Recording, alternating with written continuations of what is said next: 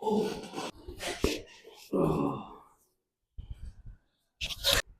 ਸ਼੍ਰੀ ਅਕਾਲ ਜੀ ਸਾਰਿਆਂ ਨੂੰ। ਮੇਰਾ ਨਾਮ ਅਰਵਿੰਦ ਹੈ। ਮੈਂ ਪਟਿਆਲੇ ਤੋਂ ਆਇਆ ਸੀ ਇੱਥੇ ਹੀਲਿੰਗ ਹੈਂਡਸ ਵਾਲਿਆਂ ਤੋਂ। ਮੇਰੇ ਲੋਅਰ ਬੈਕ ਦਾ ਕਾफ़ੀ ਜ਼ਿਆਦਾ ਪੇਨ ਸੀ ਅਤੇ ਕਾफ़ੀ ਸਾਲਾਂ ਤੋਂ ਸੀ। ਅਤੇ ਅੱਜ ਮੈਂ ਇੱਥੇ ਫਾਈਨਲੀ ਇਹਨਾਂ ਦਾ ਇੱਕ ਇੰਸਟਾਗ੍ਰਾਮ ਦੇ ਉੱਤੇ ਵੀਡੀਓ ਦੇਖ ਕੇ ਆਇਆ ਸੀ। ਉਸ ਵੀਡੀਓ ਦੇ ਵਿੱਚ ਇਹਨਾਂ ਦੀ ਸਪੈਸ਼ਲੀ ਜਿਹੜੀ ਮੇਰੇ ਲਈ ਅਟਰੈਕਸ਼ਨ ਸੀ ਉਹ ਸੀ ਹੈਂਗਿੰਗ ਥੈਰੇਪੀ। ਅਤੇ ਅੱਜ ਡਾਕਟਰ ਸਾਹਿਬ ਨੂੰ ਮੈਂ ਮਿਲਿਆ ਪਰਸਨਲੀ। ਉਹਨਾਂ ਦਾ ਬਿਹੇਵੀਅਰ ਪਲੱਸ ਉਹਨਾਂ ਦੀ ਜਿਹੜੇ ਗੱਲਬਾਤ ਕਰਨ ਦੀ ਟੈਕਨੀਕ ਪਲੱਸ ਜਿਹੜਾ ਉਹਨਾਂ ਦਾ ਸਾਰਾ ਗਾਈਡੈਂਸ ਵੀ ਕਿਸ ਤਰ੍ਹਾਂ ਇਹ ਚੀਜ਼ ਨੂੰ ਆਪਾਂ ਓਕੇ ਕਰਾਂਗੇ, ਕਿਆ ਤੁਹਾਡੀ ਪ੍ਰੋਬਲਮ ਹੈ ਐਗਜ਼ੈਕਟਲੀ।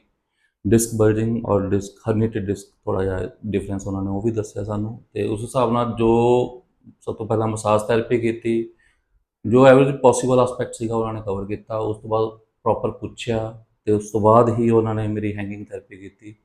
ਹੈਂਗਿੰਗ ਥੈਰੇਪੀ ਦੇ ਵਿੱਚ ਮੈਨੂੰ ਐਵੇਂ ਪ੍ਰੋਪਰ ਫੀਲ ਹੋਇਆ ਜਿਸ ਤਰ੍ਹਾਂ ਵੀ ਮੇਰੀ ਉਹ ਜਿਹੜੀ ਸਪੇਸ ਹੈ ਬਿਟਵੀਨ ਦ ਬੋਨਸ ਉਹ ਥੋੜ੍ਹੀ ਜਿਹੀ ਖੁੱਲ੍ਹੀ ਹੈ।